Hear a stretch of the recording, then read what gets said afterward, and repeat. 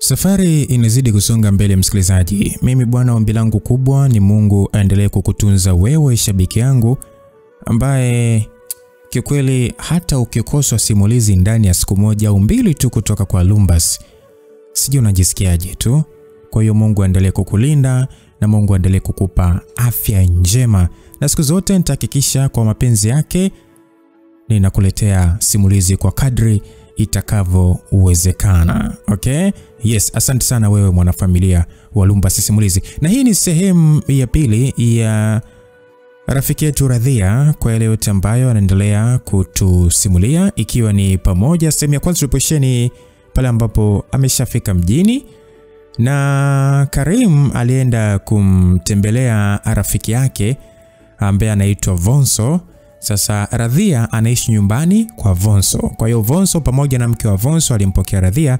Kwa hiyo Karim ni mtu ambaye ni mtu wa safari yani mtu wa kusafiri sana. Ni mtu ambaye anafanya kazi ya udereva nini, umeona Kwa hiyo ni mtu wa masafa sana, nchi za nje nini. Kwa sasa ameamua kurudi tu afungue biashara hapo mjini na endelea maisha mengine. Kwa hiyo tayari ana mtoto, ila sasa ndoto yake kubwa ama mpango wake mkubwa Karim ni kumtafuta mwanamke ambaye atakuwa mke wake na maisha mengine yaendelee, lakini pia mwanamke atakayeweza kumlea huyo mtoto. Sasa mimi na wewe hapa tunaulizana, je, huyo mtoto ni wa nani? Na tukumbuke ya kwamba Radhia tangu amerejea mjini hajawasiliana na rafiki yake ambaye anaitwa Landina. Je, unahisi huyo mtoto ni wa Landina ama la? Tunabeti tu, tunaamini ya kwamba labda Karim alikuwa na mahusiano na Landina, labda. Lakini je, huenda ni mtoto wa Radhia mwenyewe? Hatuwezi jua, lakini kama ni mtoto wa Radhia kafika vipi kwenye mikono ya Karim? Tunabeti tu kuamini ya kwamba huenda Radhia na Karim wakawa wapenzi, kwa sababu baada ya Karim kuletewa maji na Radhia alionyesha ni kama yani kama mioyo fulani, yani Karim moyo wake kama ulienda speed sana, kwa sababu anapokea tu grass na kuweka mdomoni huku akiwa amegandisha macho yake kwenye uso wa Radhia. Ni kama vile akili yake ilihama kwenye sayari ya dunia na kuhamia Jupiter kwenye ulimwengu wa mapenzi. Kwa hiyo kipi kilichoendelea? Karibu sana, langu jina ni Lucas Lumbas. Vonso na mkewe walimuona Karim akiwa ameduaa kumwangalia Radhia. Sasa mke wa Vonso alimuuliza Radhia kwamba, Radhia mdogo wangu, vipi? Chakula kipo tayari?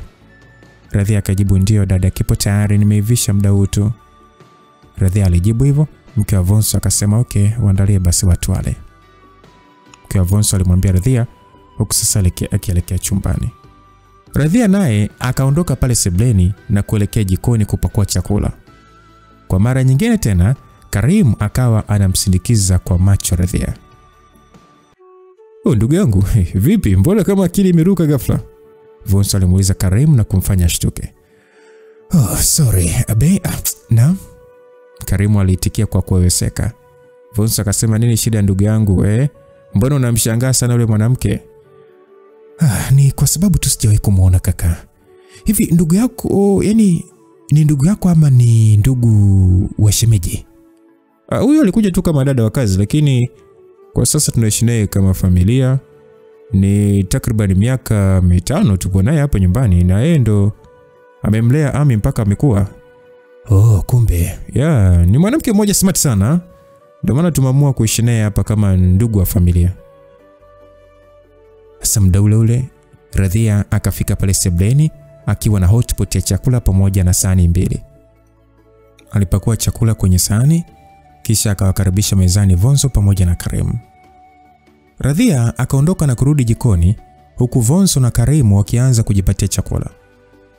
Basi stories ziliendelea pale, zilikuwa za kawaida tu kuhusu maisha ilivyokuwa tangu walipoachana miaka kadhaa iliyopita. Waliendelea kupiga story huku wakiendelea kujipatia chakula taratibu kabisa. Lakini sasa bado akili ya Karim ilikuwa inamuwaza mwanadada Radhia. Baada ya kumaliza kula, Karim hakuchukua muda mrefu sana, akawaaga watu wote pale ndani kisha akaondoka. Mwanaume aliondoka huku akiwa na taswira ya Radhia kichwani kwake. Hata usiku ulipofika alishindwa kupata usingizi akiwaza juu ya uzuri wa Radhia pamoja na matendo yake machache aliyoyaonyesha. Asa Karim alihisi kabisa huenda Radhia ndo mwanamke anayemtafuta siku zote. Alihisi kabisa kama Radhia ameweza kuishi na kumlea mtoto wa Vonso kwa takriban miaka 5, basi anaweza pia kuwa mama bora kwa watoto wake. Yaani mama bora wa watoto wake. Swali likabaki kichwani kwake. Atumie mbinu gani ili kuhakikisha Radhia anakuwa mke wake? Amtumie rafiki yake Vonso au amtafute Radhia mwenyewe akazungumza naye? Hilo ndilo swali lililokuwa kichwani kwa Karim. Sasa baada ya kuwaza kwa muda, akaona kabla hajafanya chochote ni vyema amshirikishe Vonso kwa kuwa ni rafiki yake, na pia nia yake ilikuwa ni njema sana. Karim hakuwa na lengo la kumchezea Radhia, bali alitaka kumuoa kabisa. Siku iliyofuata Karim alimtafuta Vonso kwa ajili ya mazungumzo. Walikutana kwenye nyumba mpya ya Karim ambayo alimaliza kuijenga. Vonso alistaajabu sana kuona Karim ameweza kujenga nyumba kubwa sana kuliko umri wake. Ni nyumba ya kisasa iliyojitosheleza kila kitu ndani yake. Ni nyumba kubwa na nzuri kuliko hata ile ya Vonso. Basi bwana Vonso alimpongeza pale Karim, akamwambia, hii ni nyumba kweli kwa rafiki yangu. Hapa sasa ni kweli unahitaji mke wa kuitunza hii nyumba, maana wewe mwenyewe huwezi kufanya usafi. Kwa hiyo hongera sana kwa kujenga huu mjengo rafiki yangu. Vonso alimpongeza Karim baada ya kufika pale mjengoni.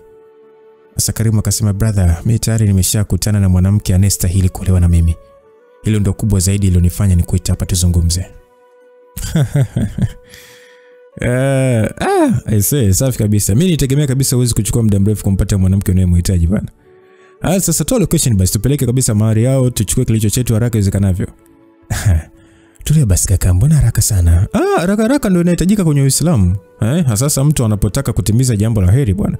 Kufunga ndoa ni kutimiza nusu ya dini shehe wangu, Hata Qur'ani inasema mambo makuu matatu yanayotakiwa kufanyika kwa haraka ni pale mtu anapotaka kuoa, au anapotaka kuslimu, na kitu cha mwisho ni kuzika pindi mtu anapofariki.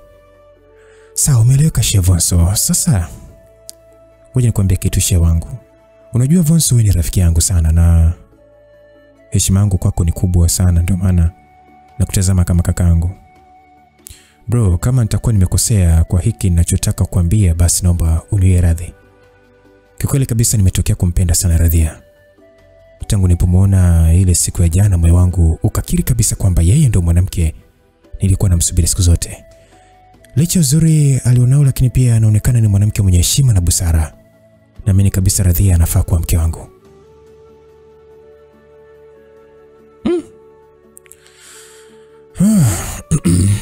Karim, yani unamaanisha yani unayemtaka ni Radhia yule mfanyakazi wangu, sio? Huyo mfanyakazi wako. Unajua ile jana nilikuona kama akili yako imepaa hivi baada ya kumwona Radhia pale ndani. Ule muda nilikuwa nakupigisha story ili akili yako iwepo tu eneo lile, ila akili yako ikuwepo kabisa kwenye maongezi yetu. Anyway, kwanza kabisa nikutoa wasiwasi juu ya kunivunjia mimi heshima, kwa sababu macho hayana pazia bana. Umemuona amekuvutia hivyo. Yule Radhia sio ndugu yangu wa damu, kwa hiyo hakuna sheria yoyote inaweza kukuhukumu kwamba eti umenivunjia heshima, hapana. Light kama angekuwa ndugu yangu wa damu basi kungekuwa kuna shida, maana wewe na mimi ni marafiki. Kwa hiyo ndugu yangu bana ni ndugu yako pia. Kwa hili kuwa huru kabisa rafiki yangu, lakini naomba nikuulize swali kidogo. Hivi ni kitu gani haswa kimekufanya umpende Radhia na kuamini kwamba ni mwanamke anayefaa kuwa mke wako wakati hujapata hata muda wa kumsoma tabia zake? Bro, mimi nakujua vyema sana, wewe na shemeji yangu ni watu wazuri sana. Kama Radhia ameweza kuishi na nyie kwa miaka takriban 5 na mkampa jukumu la kumlea mtoto wenu, basi ni wazi kabisa yeye ni mwanamke mwenye maadili mazuri. Hata ile jana nilipomtazama machoni niligundua kwamba yeye ni mwanamke mwenye sifa nzuri za kupendeza. Kwa hiyo naomba msaada wako katika ile bro, ili niweze kumuoa. Sawa, mimi nipo tayari kusaidia kwa nafasi yangu, maana hili ni jambo la heri kwa moyo wetu na pia ni fursa ya maisha kwa Radhia. Kwangu mimi Radhia ni kama mdogo wangu, maana nimeishi naye nyumbani kwa upendo na amani kwa kipindi kirefu sana. Najua kabisa alikuja mjini kutafuta maisha, kwa hiyo napotokea fursa nzuri kwake mimi siwezi kumwakia kizuizi. Najua kabisa hawezi kuzeekea nyumbani kwangu, hivyo kuna muda utafika tu itabidi akajenge familia yake mwenyewe akiwa kama mama. Sasa hapa changamoto ni moja tu Karim. Wewe unampenda Radhia, lakini je, anakupenda? Hapo ndo pagumu kaka, ila naweza kuongea naye ingawa haitakuwa rahisi kunielewa haraka kwa sababu hanijui kiundani zaidi. Lakini brother Vonso, mimi naamini swala wewe ndio unaweza kulimaliza, kwa sababu Radhia anakuamini sana na anaweza kukuelewa ukimwambia ukweli kuhusu mimi. wewe ndio unaweza kumpa sifa zangu, hivyo itakuwa rahisi kwake kuweza kukubali kuolewa na mimi. Ni kweli ni rahisi sana kwangu kuzungumza na Radhia, lakini sio rahisi kumfanya kubali. Mimi nitajaribu tu kwenda kuongea naye, lakini sitatumia cheo changu kumlazimisha akubali kuolewa na wewe. Mimi nitampa tu uhuru afanye uamuzi wake mwenyewe ili nisimkumbushie yale matatizo ya miaka 5 iliyopita ambayo alimfanya akimbiki jini na kuja mjini. Matatizo? Matatizo gani hayo ambayo yalimkumba Radhia? Ni story ndefu kidogo, ila kilichotokea ni kwamba Vonso alianza kumsimulia Karim ule mkasa aliosimuliwa na Radhia ile siku ya kwanza kabisa walipokutana kwenye gari. Ni ule mkasa wa uongo wa kulazimishwa kuolewa ambao Radhia aliutunga na kumsimulia Vonso ili apate msaada kiurahisi. Sasa Vonso alipofikia nukta ya mwisho ya simulizi, Karim alijikuta na mhurumia sana Radhia. Ule mkasa sasa ukamfanya azidi kupata shauku ya kumooa Radhia ili abadilishe mazima historia ya maisha yake. Karim alimwachia Vonso kazi yake hiyo ambayo amempatia, ni kazi yote ya kuzungumza na Radhia, huku akiwa na matumaini kila kitu kitakwenda sawa. Mwanamume alitaka mwanamke kujenga naye familia pamoja na kumlea mwanae ambaye tayari alishazaliwa na alimwacha kwa bibi yake. Sasa baada ya kumaliza kuongea na Karim, Vonso alirejea nyumbani na kukaa kitako na mkewe ili kumshirikisha kwenye lile swala. Vonso hakutaka kufanya uamuzi juu tu bila kuzungumza na mkewe ili ajue mtazamo wa mke wake juu ya kile walichojadili na Karim. Wakiwa chumbani, Vonso alimsimulia mke wake kila kitu kuhusu Karim kumpenda Radhia. Ukweli ni kwamba lile swala liliwaweka njia panda Vonso na mkewe kwa sababu kuu mbili. Kwanza kabisa, lile jambo lilikuwa la heri na ni bahati kubwa sana ilimshukia Radhia akiwa ndani ya nyumba yao. Halafu pili, hawakutamani kabisa Radhia aondoke pale ndani kwa sababu alikuwa na umuhimu mkubwa sana pale ndani kwa miaka yote ambayo ameishi pamoja. Radhia alishageuka mwanafamilia kwenye ile nyumba ya Vonso, hivyo kuondoka kwake kungeacha pengo kwa kiasi fulani. Basi mke wa Vonso akasema ya kwamba sasa hapa mume wangu itakuwaje? Maana mimi hapa sitamani kabisa Radhia aondoke hapa. Lakini pia kumzuia kuondoka kwenye swala kama hili ni sawa na kumzibia riziki yake tu. Hii ni bahati kubwa sana kwake kupendwa na Karim, maana anaenda kubadilisha rasmi status ya maisha yake. Vonso akasema hilo lipo wazi mke wangu. Kwa namna tulivyoishi na Radhia hapa ndani na mazuri yote aliyotufanyia, hatupaswi kabisa kumzibia riziki kwa ajili ya manufaa yetu binafsi. Tumeishi na Radhia kama ndugu kwenye familia yetu. Kwa hiyo acha sasa akaishi tu kwenye familia yake. Hata huyo Ami kuna muda utafika tu ataachana na familia yetu na kwenda kuanzisha familia yake. Kwa hiyo hapa tunapaswa kuzungumza na Radhia mwenyewe na tumfikishie ombi la Karim tuone atakachoamua mwenyewe. Sisi hatutamlazimisha kufanya maamuzi. Kwa hiyo kukubali au kukataa hiyo ni juu yake mwenyewe. Kama atachagua kuolewa basi ni sawa, na kama atachagua kuishi na sisi basi ni sawa pia. Kikubwa tu tusihusike kumzibia bahati. Acha jizibie mwenyewe.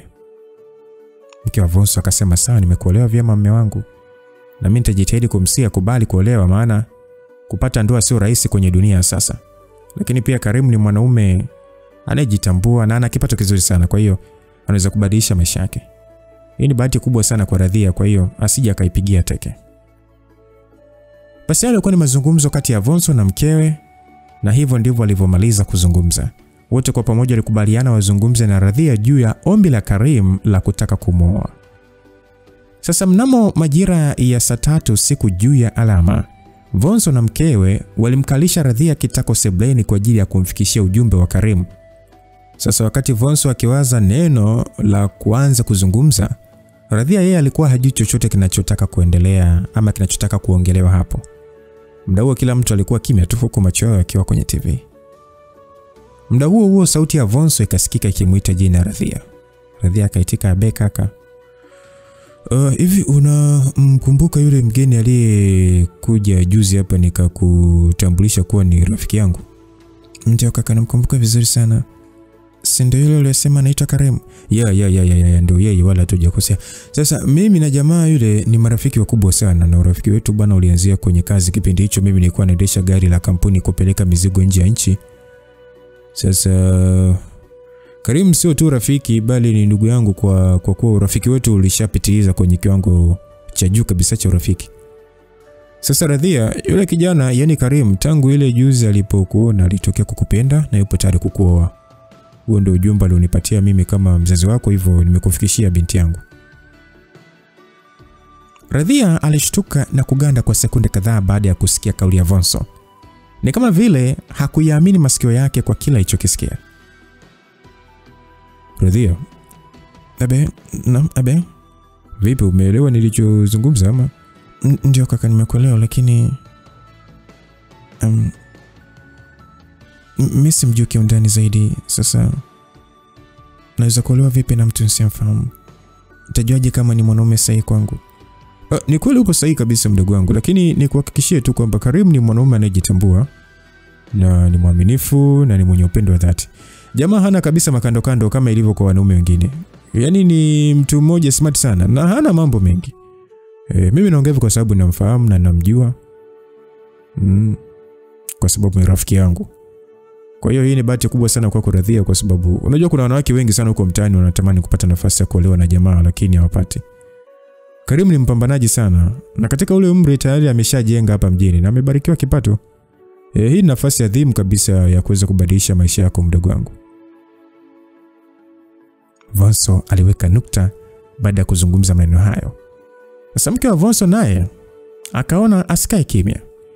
Radhia mdogo wangu, unajua ndoa sio rahisi kupatikana hapa mjini Kuna wanawake wengi wanazurura huko mitaani na kwa waganga kutafuta ndoa.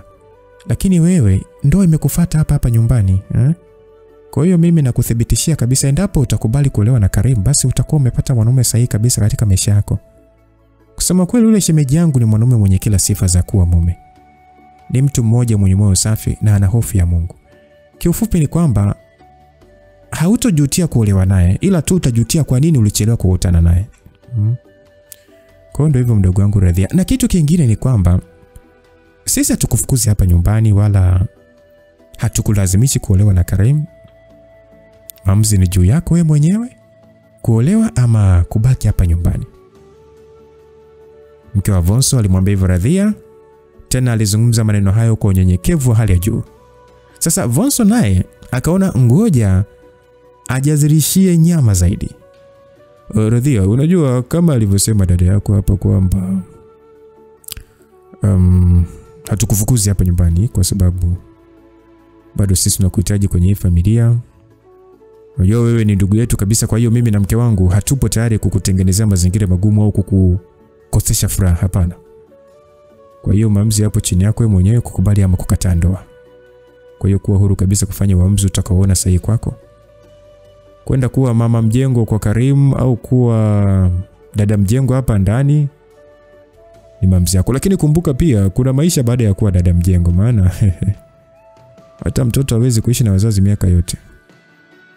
Kuna muda unafika mtoto anaacha familia ya wazazi na kwenda kuanzisha familia yake.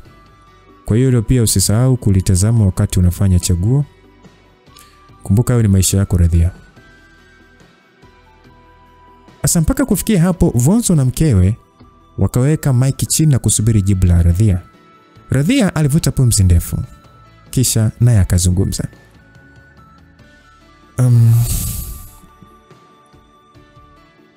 Kaka na dada, mimi nimeelewa vizuri sana na nimeona upendo wenu wa dhati kwangu. Kwenye hili swala naomba mnipe muda kidogo tu wa kuweza kutafakari kisha nitawapatia jibu. Lakini kabla sijatoa jibu naomba nikutane na huyo Karim mara moja ili niweze kuzungumza naye jambo. Msikilizaji, hakukuwa na muda wa kusubiri tena. Siku iliyofuatia Radhia na Karim wakakutana kwa ajili ya mazungumzo. Makutano yalifanyika majira ya saa 7 mchana nyumbani kwa Karim na walikuwa wawili tu. Sasa picha linaanza. Radhia alistaajabu baada ya kuingia kwenye mjengo mkali. Ukweli ni kwamba kutegemea kabisa kama Karim anamiliki nyumba kubwa na ya kisasa inayogharimu zaidi ya milioni 100 za Kitanzania. Yaani umri wa Karim ulikuwa haufanani kabisa na mali alizokuwa nazo. Ukiachana na kazi ya kusafirisha mizigo nje ya nchi, wazazi wake walikuwa na pesa na hakuwahi kabisa kujua njaa na umaji tangu akiwa mtoto. Radhia hakuamini kabisa kama yeye ndo atakuwa mama mjengo pale ndani endapo atakubali kuolewa na Karim. Nyumba ilikuwa imekamilika kila kitu na kulikuwa kuna furniture zote zinazohitajika ndani. Ni mke tu wa kutunza nyumba ndo alikosekana pale ndani. Ndani ya chumba cha seble, Radhia na Karim kila mmoja aliketi kwenye sofa lake huku kimya kidogo kikitawala. Kwenye meza iliyokuwa mbele ya Radhia kulikuwa na sahani ya chips mayai. Kwa pia kuna kuku mzima aliyekaushwa pamoja na glasi ya maziwa.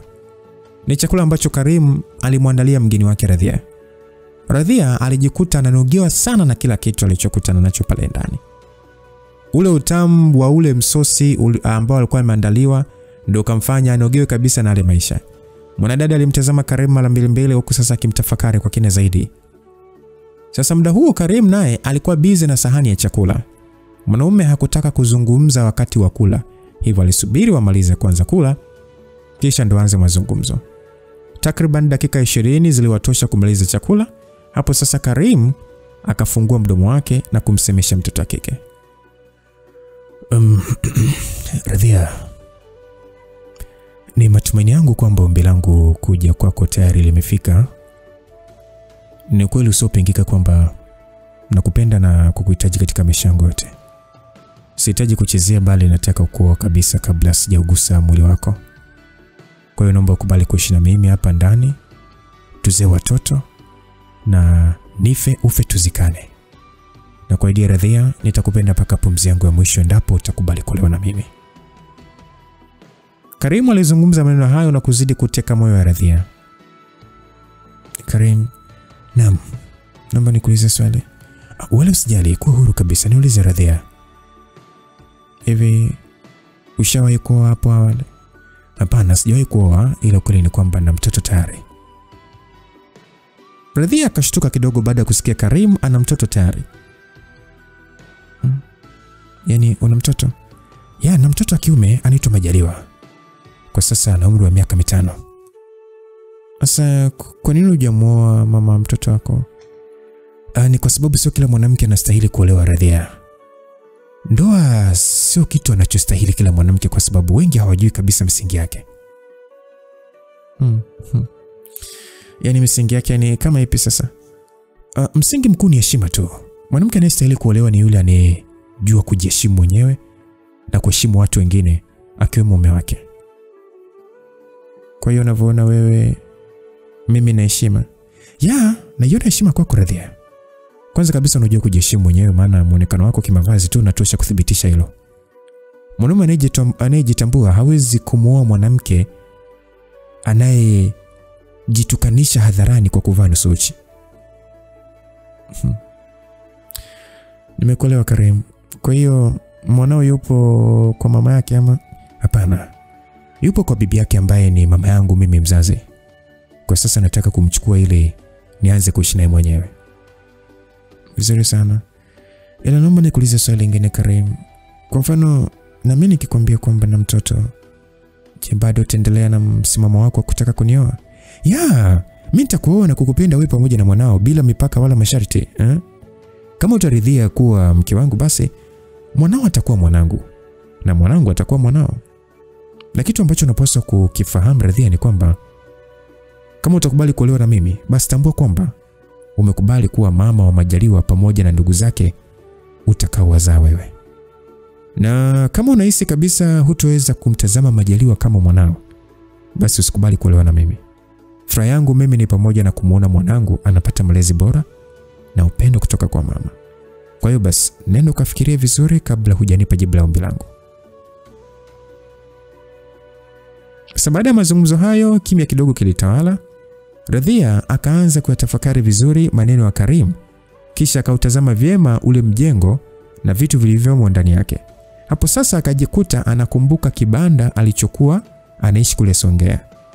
Alikumbuka tabu zote alizopitia mpaka akapata wazo la kumtupa mtoto na kwenda mjini kutafuta maisha.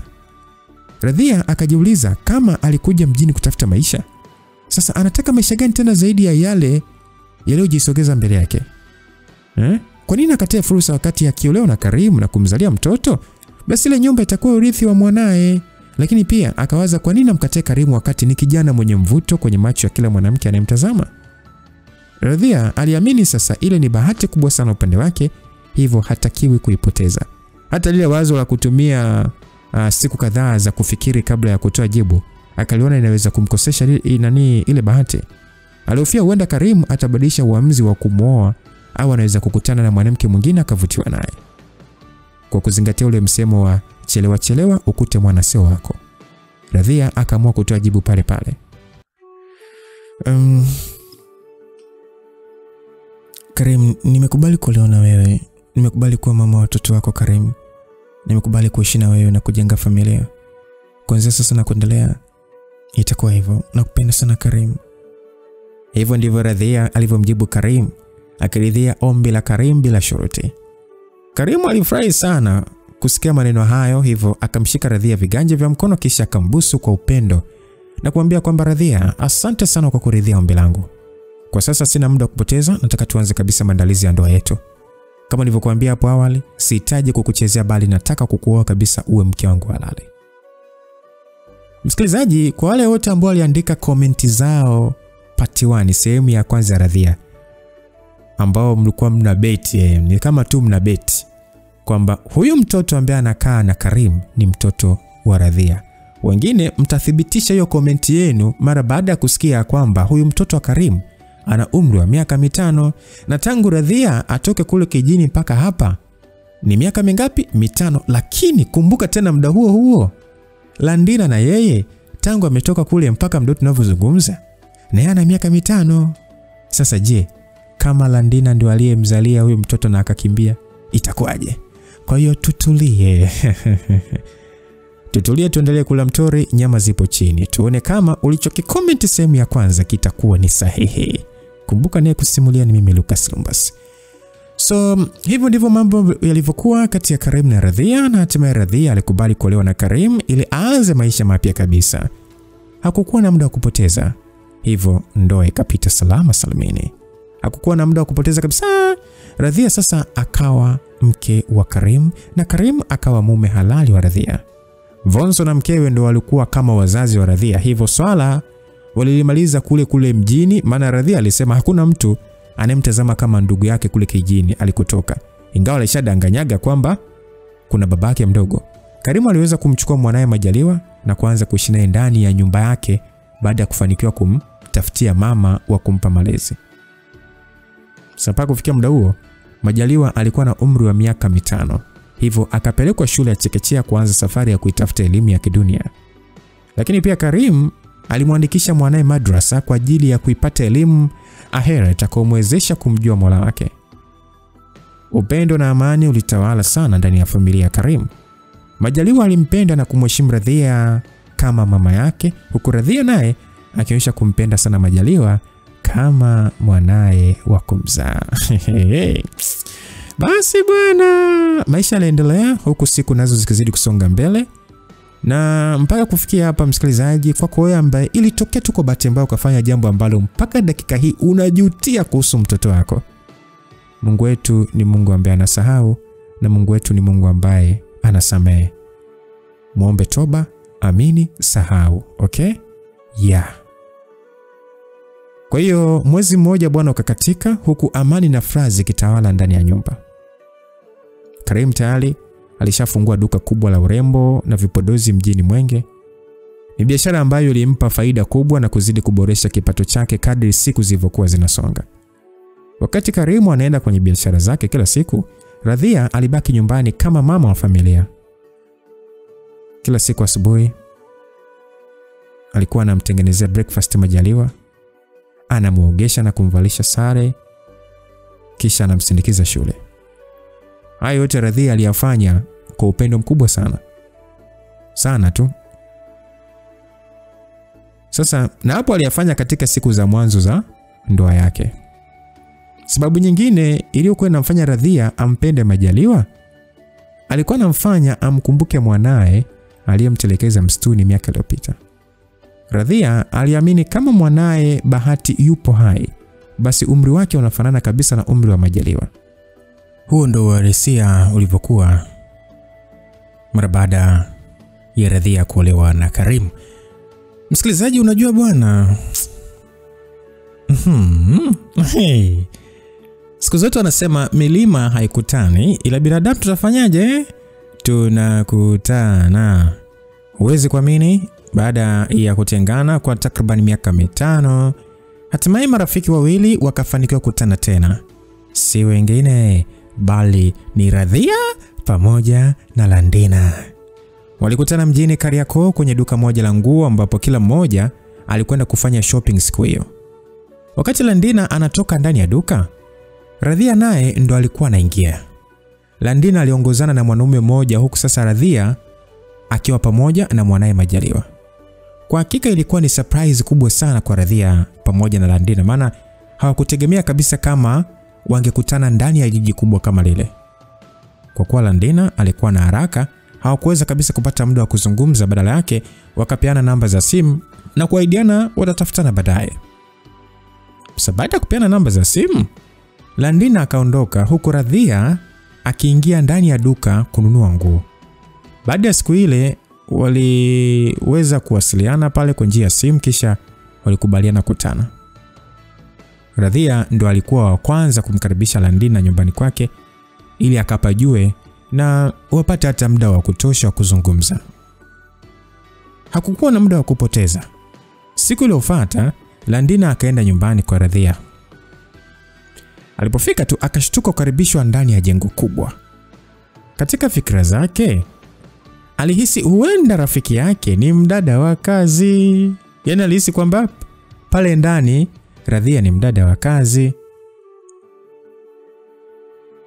Hivi ndivyo ambavyo inakuaga kwenye maisha yetu msikilizaji. Siku zote watu tulio ama waliotuzunguka wanatakaga waone tupo level sawa na wao. Ukiwazidi tu umeingia kwenye beef, sio kazini, sio eneo lolote. Mtu anapokuja kujua automatically mwenyewe kwamba upo level fulani kubwa kuzidi yeye, ni wachache sana wanaobaki na moyo wa upendo na utu ndani yake. Kwa hiyo Landina alishtuka sana na kuistu labda Radhia atakuwa ni mdada wa kazi tu pale. Lakini alizama ndani ya nyumba, akashtuka ukuta picha ya ndoa ukutani ikimuonesha Radhia pamoja na mume wake Karimu. Radhia shogangu. Hivi unajua nashindwa kuamini mpaka sasa. Kwa hiyo ndo mama mjengo hapa ndani? Ya ndo maana yake Landina, tayari nimeolewa na hapa ndo nyumbani kwangu na mume wangu. Hatujapanga bali ni kwetu kabisa. Jamani. Hongera sana rafiki yangu. Kikweli Mungu amekufungulia milango na kukubadilishia maisha yako kwa ujumla.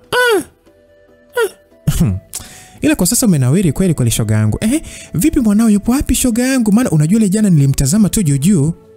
Akaenda shule, akitoka anaunganisha madrasa, kwa hiyo anarudi jioni. Kumbe. Ila hongera sana Radhia rafiki yangu kwa kuweza kuzishinda changamoto na hatimaye umepata faraja.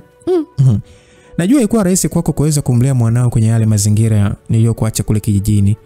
Mimi unajua nilipofika huko mjini nilikutana changamoto nyingi sana rafiki yangu. Changamoto za maisha zilikuwa ni nyingi sana shoga yangu. Na nilishaibiwa simu na kupoteza kabisa hata namba yako.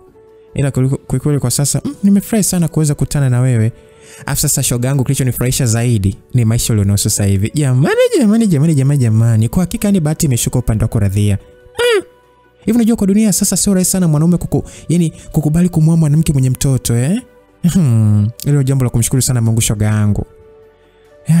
Ni kweli kabisa Landina, lakini mimi sina mtoto kwa sasa. Yule mwanangu alishafariki miezi michache tu tangu nijifungue. Kwa hiyo baada ya hapo ndio nikaamua kuja huko mjini kutafuta maisha. Na ndipo nikakutana na huyo mume wangu. Pole sana rafiki yangu kwa msiba mzito. Unajua yule mtoto nilivyomuona tu ile jana, mimi nikamfanisha na Tony, Yaani nilimuona Tony mtupu, kwa hiyo mimi nikajua ndio yule mwanao niliyemwacha tumboni. Na hapana, nitakole mtazama tu kwa haraka tu. Yule ni mtoto mume wangu, alizaa na mwanamke mwingine huko nyuma. Kwa hiyo mimi ni mama mlezi kwake tu. Kweli nilimtazama juu. Kwa hiyo sasa shemeji na mtoto wa nje ya ndoa? Ndio hiyo tu mmoja. Sawa, ila nataka tu kukushauri tu kitu Radhia rafiki yangu. Kitu gani? Hakikisha tu unamzalia shemeji haraka iwezekanavyo, ili uwe na haki ya kupata fungu kupitia mwanao endapo shemeji atafariki, Unajua kwa sasa ikitokea shemeji anafariki, basi mali zitakuwa chini ya huyo mtoto wa nje ya ndoa, pamoja na msimamizi wake atakuwa mamake mzazi, ambaye wewe koko sasa ndo mama mkwe. Kwa hiyo wewe sasa utaondoka hapa ndani mikono mitupu tu shoga yangu. Kwa mimi nakumbusha rafiki yangu, mtoto wa kambo sio mwanao. Kwa usije ukajisahau shoga yangu. Siku ikifika huyo mtoto atazipeleka tu hizi mali kwa mwanamke mwenzako. Lakini anyway, yangu ni hayo tu shoga yangu. Usiseme mimi sikukwambia. Msikilizaji, hivyo ndivyo baadhi ya watu wanavotoka kwenye reli kisa tu ushauri wa rafiki. Hivyo ndivyo watu wanavopoteza mahusiano yao mazuri sana kwa sababu tu ya kusikiliza rafiki anasema nini. Simaanishi kwamba Landina anampoteza Radhia, lakini hata Radhia hakupaswa kumwamini Landina na kumwelezea siri ambayo alipaswa kubakia nayo moyoni. Angesema tu huyo mtoto ni wa kwake na ameshakuwa ndio yupo hivyo. Simple. Kwa kesi fulani maneno ya Landina yalibadilisha mtazamo wa Radhia juu ya mtoto Majaliwa. Sasa akaanza kuamini kwamba huenda Majaliwa akaja kuwa adui yake huko mbeleni kwenye swala zima la nini? La mali za Karim. Maana kuna watu wanatamani sana kuoa, yani kuwa na mahusiano na mtu ambaye unaanza naye kuanzia chini. Lakini kuna wakati kuingia kwa mahusiano na mtu ambaye tayari wewe umeshapata. Kuna mawili na kuna kubahatisha. Lakini mwisho wa siku watoto wa kike ni wabovu sana, baadhi yao ni wabovu sana kwenye kuamini future mwanaume. Wao ni wabovu mno. Muda ambao mtoto wa kike anataka kumwacha mwanaume ndio muda ambao mwanaume future ndio inaingia. Kwa hiyo Radhia wazo lilimjia kabisa kwamba huenda huyu Majaliwa akaja kuwa adui sana huko mbeleni kwenye swala zima la mali za Karim. Hapo sasa akaona kuna kila sababu ya kumzalia Karimu mtoto ili aweze kupata fungu la urithi kupitia nani? Kupitia mwanae. Umeona mashosti wanavyoshauriana Basi miezi miwili baadaye Radhia akapata ujauzito wa Karim na kufanya ndoa iendelee kufanyaje? Kujichimbia mizizi. Wakati Karim akitamani mkewe ajifungue mtoto wa kike, Radhia yeye alitamani mtoto wa kiume. Alitamani mtoto wa kiume kwa kuamini kwamba sitaziba pengo la mwanae Bahati aliyemtelekeza huko msituni. Kwa hiyo bado zile kumbukumbu za kumtelekeza mwanae zilikuwa zinamtesa sana akilini mwake, sana tu. Lakini pia alitamani mtoto wa kiume kwa kuwa angekuwa na nguvu ya kupigania mali dhidi ya nani? Dhidi ya kakake Majaliwa. Just imagine mama mtu anajiandaa kuzaa mtoto kwa ajili ya mapambano ya vita ya mali. Kuna upendo hapo kweli? Ukisikia oa ama olewa na mtu mwenye hofu ya Mungu, ndio hii hapa sasa. Radhia hakutaka kabisa mwanae aje kuwa chini ya kivuli cha Majaliwa ambaye ni mtoto wa nje ya ndoa. Kuna chuki fulani zilianza kujijenga kwenye roho ya Radhia dhidi ya nani? Ya Majaliwa. Lakini ukija kusikiliza ama kufuatilia kwa undani zaidi msikilizaji, mzizi wa mpaka Radhia kwanza kuwaza hivi ni nani? Ni Landina. Chunga sana mahusiano yako na mashosti ama shoga zako. Ni hatari sana kwa afya. Kwa hiyo ule upendo ukaanza kupungua siku hadi siku bwana. Miezi 9 ilipofika, Radhia akafanikiwa kujifungua salama kabisa mtoto wa kike. Mwenyezi Mungu aliamua kumpa Radhia kile anachostahili, sio kile anachokitaka. Mungu sio lumbas. Kwa hiyo baada ya Radhia kujifungua, yale mapenzi yake sasa kwa mtoto Majaliwa yakafutika kabisa. Yaani kabisa. Hakumtazama tena Majaliwa kama mwanae. Hivyo akaanza kumnyanyasa kimya bila Karim kufanyaje kujua. Na muda huo Majaliwa alikuwa ameshafikisha miaka 6 tayari. Na tayari alishaanza darasa la kwanza licha kutofikisha umri wa miaka 7. Kilichomfanya aanze darasa la kwanza ni kwa kuwa alikuwa na akili nyingi sana. Hivyo akapokelewa bila wasiwasi. Maisha aliyopitia mtoto Majaliwa chini ya mama wa kambo yalikuwa ni mazito kuliko umri wake. Radhia alimnyanyasa sana Majaliwa na kumnyima haki zake za msingi kama mtoto. Unajua mbaya zaidi kwenye situation kama hii, baba akiwepo mtoto anapendwa sana. Na akiondoka, hata baba atakaporejea nyumbani, mtoto hawezi kusema kwamba nimefanywa hiki na hiki, kwa sababu akisema ukuta anaona kabisa upendo wa baba alionao kwa mke wake ambaye ni mama. Je, ataweza kuchukua hatua ama ndio kujiongezea matatizo? Kwa hiyo mara nyingi alimtembezea kichapo kikali na kumnyima chakula pindi alipofanya makosa ya kitoto. Na tunafahamu makosa ya kitoto kuna wakati upasi kumwadhibu mtoto kinamna hiyo. Si unajua ni mtoto. Kwa hiyo maskini kama Majaliwa kakawa kana muogopa sana mama yake mlezi. Na kumuona ni kama simba. Yaani hakuwa kabisa na amani wala furaha mbele ya mama yake mlezi. Na wakati Radhia alishawahi kuapia mbele ya Karim ya kwamba nakubali unioe kwa kukubali mimi kuwa mama bora kwa watoto. Na Karim alimuuliza kabisa, kama huwezi kuwa mama bora kwa wanangu na kumfanya Majaliwa kama pati ya wanao na utakao wazaa watoto iwe ni kama ndugu zake, basi usikubali kuolewa na mimi. Lakini sasa sijui Radhia aliangalia jengo, sijui aliangalia mali, hata kama alikuwa amewaza hivyo, sijui aliyekuja kuharibu zaidi ni Landina. Kwa hiyo Karim alianza kuona mabadiliko makubwa sana ya kimwili kwa mwanae maskini. Akajua kuna kitu hakipo sawa pale ndani. Kwa sababu gani? Alishangaa sana kuona mwanae anapungua mwili kila siku, ili hali ndani ya nyumba unajua kuna vyakula vya kila aina. Lakini pia alishangaa kuona Majaliwa ameacha kabisa kumdekia mama yake wa kambo. Kwa sababu utadeka vipi kwa mtu ambaye ni simba? Unaanzaje kudeka? Manyanyaso kwa mtoto Majaliwa aliendelea kadri siku, wiki, miezi na miaka ilivyozidi kukatika. Yaani mpaka Majaliwa anafika darasa la 4 bado aliendelea kupitia malezi ya mateso kutoka kwa mama yake wa kambo ambaye ni Radhia. Mpaka kufikia muda huo, Majaliwa alifikisha miaka 10 huku mdogo wake akiwa na miaka takriban 4. Radhia alimfanyisha Majaliwa kazi za ndani bila kuzingatia umri wake. Tangu alipofikisha miaka 7 hakuwahi kabisa kumfulia nguo za kushindia wala sare za shule. Just imagine 7 years. Mara nyingi Majaliwa alikuwa anachelewa kwenda shuleni kutokana na kazi za nyumbani asubuhi. Kule shuleni kakao kanachapwa maskini. Alikuwa anachapwa fimbo kila siku kwa kosa la kuchelewa. Mara nyingi sana Majaliwa alionekana kuwa ni mnyonge na kukosa furaha, maana shuleni fimbo na nyumbani fimbo, pamoja na kazi zisizokuwa na komo. Majaliwa alikuwa hapati muda wa kucheza na watoto wenzake. Mara baada ya kurudi nyumbani akitokea shuleni hapati. Unaanzaje kwenda kucheza?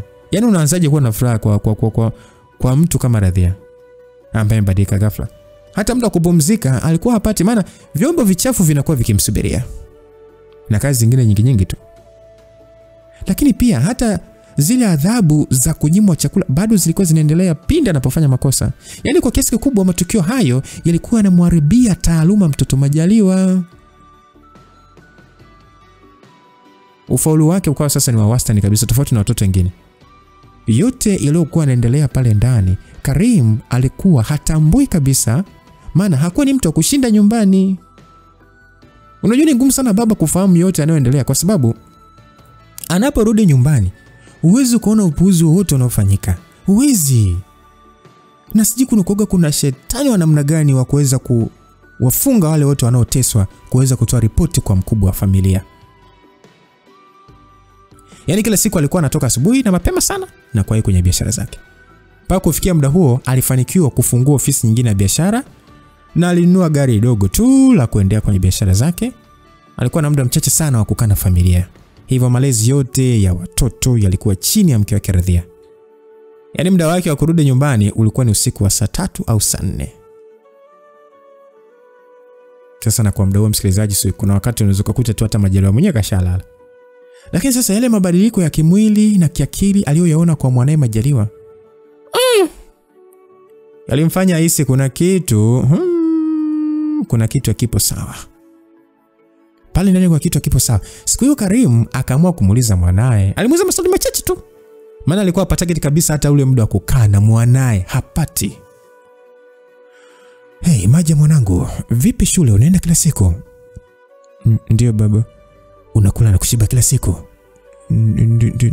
Ndio baba. Mamako anakupiga? Karimu alipouliza hilo swali, Majaliwa akakaa kimya bila kujibu chochote. Mwanangu, mbona ujibu? Niambie, mimi baba yako, usiogope. Niambie mwanangu, vipi mama anakupiga? Karimu alimuuliza mwanae kwa mara ya pili. Majaliwa alitingisha kichwa kwa ishara ya kukataa, akimaanisha kwamba hapigwi na mama yake wa kambo.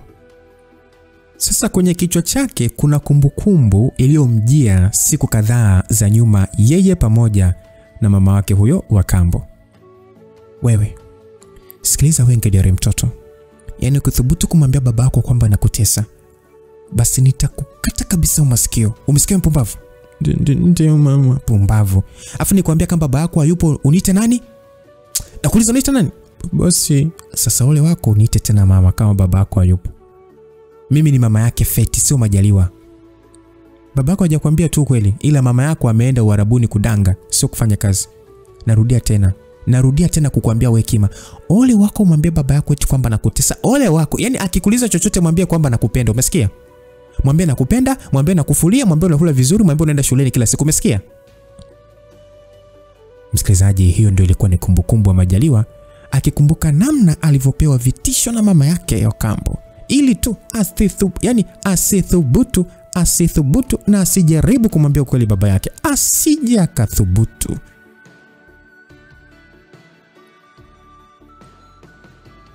Yaani kikawaida ni kwamba hata mtoto ama mtu yote unayeteswa umwambie mama. I say mama anajua kuna sehemu gani akimgusa mwanaume atapunguza ukali. Hata kama baba ajue kwamba okay anatesa mtoto, kuna eneo tu mwanamke atajua akikugusa tu basi. Ogopa sana watu wanaolala kitanda kimoja bila nguo. Kwa hiyo alijua hata kama akielezea, mwisho wa siku baba atenda kazini, biashara inabaki yeye na mama. Sasa si bora tu akae kimya. Kwa Majaliwa alitii amri ya mama yake kwa kuwa alikuwa anamuogopa kuliko simba.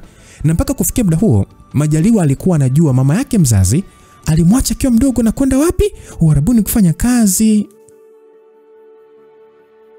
Ase bwana mdogo hakuwahi kabisa kuijua sura ya mama yake mzazi. Hivyo ilimuuma sana.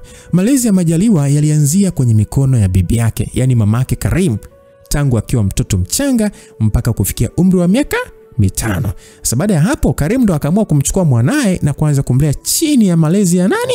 Ya mama wa kambo. Ingawa Karim alimchukua Majaliwa kutoka kwenye mikono ya bibi yake, lakini bibi yeye bado alikuwa anatamani kuendelea kumlea mjukuu wake. Ukweli ni kwamba alikuwa anampenda mjukuu wake kwa kuwa ni damu ya mwanae Karim. Mlio beti vipi? Mikaka yenu inapumua ama imechanika? Hivi umesikia bibi anachomaanisha? Bibi alikuwa anampenda mjukuu wake kwa kuwa ni damu ya mwanae Karim.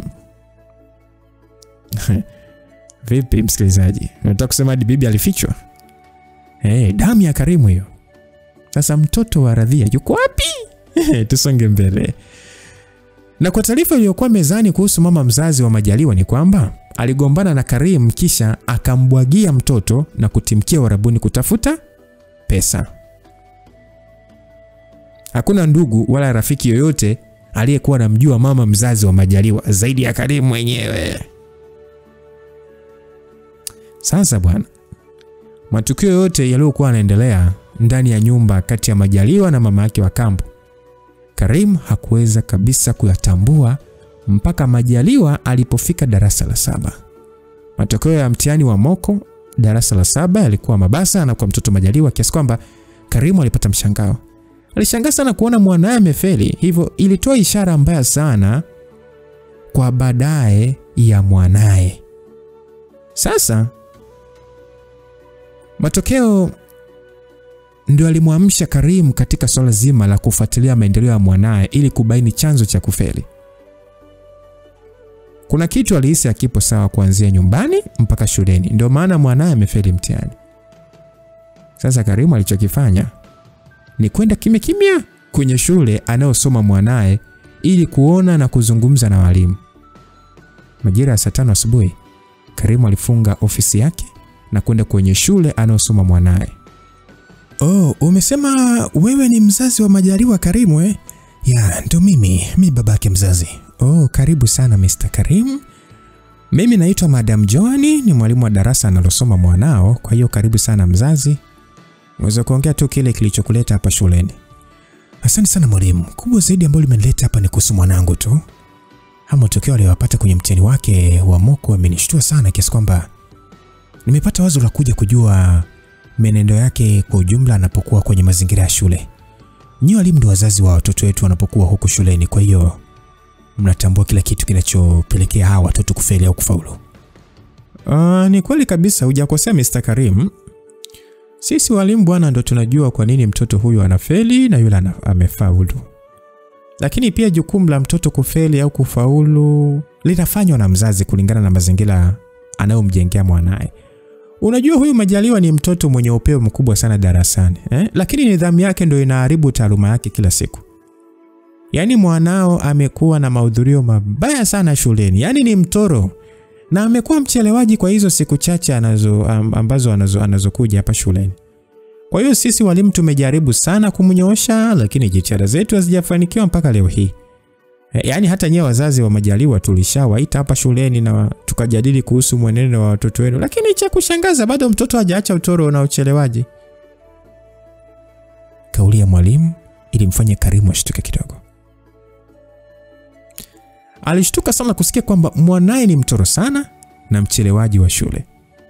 Hilo lilikuwa swala geni sana masikioni mwake. Lakini pia alishtuka sana kusikia kwamba wao kama wazazi wa Majaliwa walishawahi kuitwa pale shuleni, wakafika na kujadili kuhusu meneno ya Majaliwa. Hilo pia lilikuwa geni kwenye masikio yake. Mwalimu, unajua hizi taarifa zote unazonipatia ni ngeni kabisa masikioni mwangu. Kikweli mimi sijawahi kujua kama mwanangu ni mtoro wa shule, wala sijawahi kujua kama ni mchelewaji. Lakini pia sijawahi kupata taarifa yote ya kuhitajika shuleni kwenye kikao cha kumjadili mwanangu. Au labda unamzungumzia Majaliwa mwingine mwalimu? Hapana. Majaliwa Karim ndo mzungumzia hapa. Maana ndo Majaliwa pekee kwenye darasa langu. Lakini pia mzazi aliyefika kwenye kikao ni mtu aliyejitambulisha kama mama yake Majaliwa. Na hata Majaliwa mwenyewe alithibitisha kwamba ni mama yake. Alafu sio mara moja tu, ni mara mbili hivi huyo mama alishafika hapa tukakaa naye kikao. Hapo umeniacha njia pande mwalimu. Maana mimi sifahamu chochote nikiwa kama baba mzazi. Na naishi na mwanangu pamoja. Mwalimu, naomba kwanza unitie Majaliwa ili nimuulize huyo mama anayemleta kwenye kikao ni yupi? Ni mke wangu mimi au amemkodisha mtaani? Kama ni mke wangu, kwa nini sikwambia chochote? Mwalimu wa darasa alitoka nje ofisi, kisha akamwagiza mwanafunzi fulani akamuita Majaliwa Karim. Baada ya dakika 2 Majaliwa akafika ofisini na kumkuta mwalimu wa darasa pamoja na baba yake. Kwanza Majaliwa alishtuka sana kumuona baba yake pale shuleni. Hivyo akajua yajayo yanafurahisha kabisa. Mwalimu wa darasa alimuuliza Majaliwa kwamba Majaliwa unamjua huyu? Majaliwa akasema ndio namjua.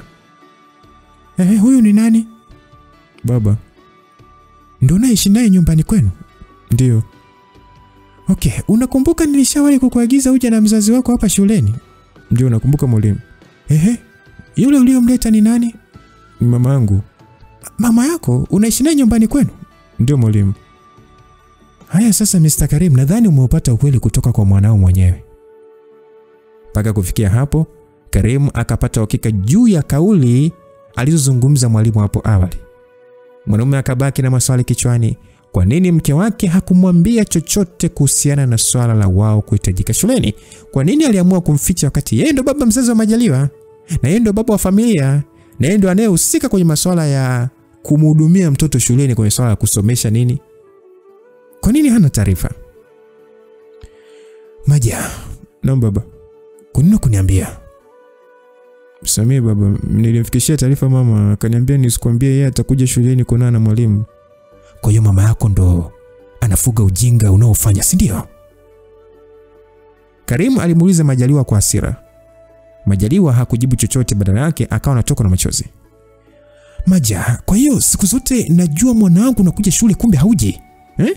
Hebu naomba nipatie sababu ya msingi na kufanya uwe mtoro na uwe mchelewaji wa shule. Niambie. Swala Karim likazidi kumtoa machozi Majaliwa maskini. Msamehe sana baba. Baba, natamani sana kuja shuleni kila siku bila kuchelewa. Natamani sana kusoma na kufaulu mtihani kama wanafunzi wenzangu, lakini baba, tatizo ni mama. baada ya Majaliwa kumtaja mama yake kama kikwazo cha yeye kwenda shule. Karimu alishtuka sana, maana yajua mke wake Radhia ndio anayezungumziwa pale. Wewe, mama yako? Maja, mama yako amefanyaje? Mwanangu, hebu naomba niambie. Kivipi tatizo ni mama yako? Karim alimuuliza mwanae huku akiwa na shauku kubwa kutaka kujua jambo lilojificha. Yaani alihisi kabisa kuna jambo linafanyika nyuma ya mgongo wake bila yeye kujua. Lakini sasa Majaliwa hakuweza kabisa kufungua mdomo wake na kuzungumza namna mama yake alivyokuwa tatizo kwenye safari yake ya masomo. Kadri Karim alivyomtaka mwanae amwambie ukweli, ndivyo machozi yalivyotiririka kwenye mashavu ya Majaliwa. Mpaka kufikia hatua hii, mtoto anakuwa mgumu sana kuelezea ukweli. Ni kwamba Karim, yani ni kwamba baba ameshachelewa kujua mapema mpaka mtoto ni kama ameathirika kisaikolojia. Ambapo ile jambo lilikuwa ni mwanzo tu mapema, mbona Karim angeongea? Na niye Majaliwa angeongea. Lakini kama Karim amechelewa kutambua hilo, mpaka Majaliwa sasa ni kama amekuwa addicted hivi. Karim akajua kabisa kuna jambo zito lipo kwenye moyo wa mwanae, ndio maana anashindwa kuongea. Madam, hebu kwa leo naomba nipatie ruhusa naondoke na mwanangu nikazungumza naye nyumbani, maana nahisi kabisa kuna kitu kibaya kinaendelea kwenye familia. Sawa Mr. Karim, ni ruhusa tu. Unaweza kumchukua mwanao, ila nakuomba tu usitumie hasira sana na ukampiga, maana anaonekana hana hatia. Yaani basi tu maskini. Ondosha kabisa madam, mimi siwezi kumpiga mwanangu bila sababu ya msingi. Huyu mtoto nampenda kuliko kitu chochote, na siku zote napambana ili kuhakikisha kwamba anapata haki zake zote za msingi. Maja mwanangu, nenda kachukue madaftari yako tuondoke kwenda nyumbani. Majaliwa alielekea darasani, akachukua begi lake la daftari, akawaga pia marafiki zake nini. Akaongozana babake hasa mpaka kwenye gari, kisha wakaondoka pale shuleni. Safari ilikuwa ni kuelekea nyumbani kwao, lakini kabla hajafika, Karimu akasimamisha gari na kupaki pembezoni mwa barabara. Maja, naam babu. Nakupenda sana mwanangu. Nakupenda sana kuliko hata ninavyoipenda nafsi yangu. Siku zote napambana kwa ajili ya kuhakikisha kwamba nyewe wanangu mnakuwa na furaha kwenye hii dunia. Wewe na mdogo wako ndio mnanipa mimi nguvu ya kuweza kutafuta pesa ili niwatengenezee maisha bora wanangu. Maisha bora kwenu yanaanzia shuleni. Ndio maana nimekupeleka shule ukasome mwanangu. Kila siku natoka asubuhi na mapema naenda kazini, huku nikijua kabisa huku nyuma unaamka na kwenda shule mwanangu. Kumbe mwanangu haendagi shule. Hebu naomba uniambie mwanangu, kipi kinakuzuia kwenda shule mwanangu? Ni kitu gani ambacho mama yako anakufanyia mpaka ushindwe kwenda shule? Hebu naomba uniambie, mimi ni baba yako. Usiogope chochote mwanangu. Karim aliongea maneno hayo na kumfanya Majaliwa aanze kutoka na machozi kwa mara nyingine. Baba, mimi naogopa baba. Unaogopa nini mwanangu? Mama, kama nikikwambia mama atanifanyia kitu kibaya. Maja mwanangu, hakuna mtu yote anayeweza kukufanyia kitu kibaya wakati bado nipo hai. Mnaomba niambie mwanangu, kitu gani mama yako anakufanyaga unapotoka kwenda kazini? Niambie mwanangu, mimi ni babako. Baada ya maumivu makali, kuna ile hali ambayo mtu unakuwa nayo, yani kama kifua kinabana hivi, huku machozi yakitoka. Ndio aliyokuwa nayo Majaliwa. Sasa Majaliwa aliona ngoja afunguke. Sasa msikilizaji, unahisi Majaliwa ataelezea A to Z kwa ukweli? Yani kumueleza babake ukweli wote? Ama ataongea uongo ili kujilinda na kipigo ama mateso kutoka kwa mamake wa kambo? Na kama Majaliwa atazungumza ukweli wote kwa anayofanyiwa na mama yake wa kambo huyo, Majaliwa atachukua maamuzi gani? Je, Majaliwa atamtimua mwanamke wake hapo nyumbani ama itakuwaje? Kwa sababu Majaliwa alishampatia onyo kabisa Radhia kwamba kama hautaweza kumpenda mwanangu, kuishi naye mwanangu kama mtoto wako wa kuzaa, naomba usikubali mimi kuweza kukuoa. Naomba kabisa sikubali. Sasa baada ya Karim kufahamu hiki ambacho kitatokea, ambacho mimi na watu tujui kama Majaliwa ataongea ukweli, na kama akiongea ukweli Karim atachukua maamuzi gani. Lakini mpaka hivi sasa hatujui mtoto wa Radhia ambaye anaitwa nani, Bahati, yuko wapi? Yuko wapi? Sehemu itakayofuatia tutafahamu mengi zaidi ambayo Majaliwa amezungumza, na baada ya Majaliwa kuongea baba alichukua maamuzi gani.